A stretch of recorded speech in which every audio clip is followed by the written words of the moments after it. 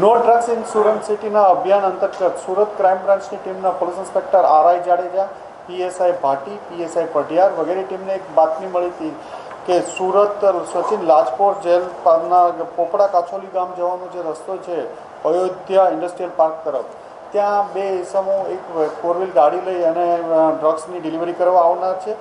જે અનુસંધાને એક રેડનું આયોજન કરવામાં આવ્યું હતું અને એમને જ્યારે શંકાસ્પદ ગાડી અને માણસો મળી આવતા એમને કોર્ડન કરી પૂછપરછ પકડી પાડતા એમાં એક સુલેમાન ઇસ્માઇલ હાજી અને શુભમ મહેશ સુમરા આ બંનેની ધરપકડ કરવામાં આવી છે. આમની પાસેથી ખૂબ સારી ક્વોલિટીનો હાઇબ્રિડ ગાંજો અંદાજે 1300 ગ્રામ 1 કિલો 300 ગ્રામ જેટલો હાઇબ્રિડ ગાંજો કબજે લેવામાં આવ્યો છે. આમની પૂછપરછ દરમિયાન એમને ક્યાંથી લાવ્યા હતા, ક્યાં છે એ પોલીસને માહિતી આપી છે. એનું ઇન્ટ્રોગેશન ચાલુ છે અને અંદાજિત 43 લાખ જેટલો મુદ્દામાલ આમની પાસેથી કબજે લેવામાં આવ્યો છે.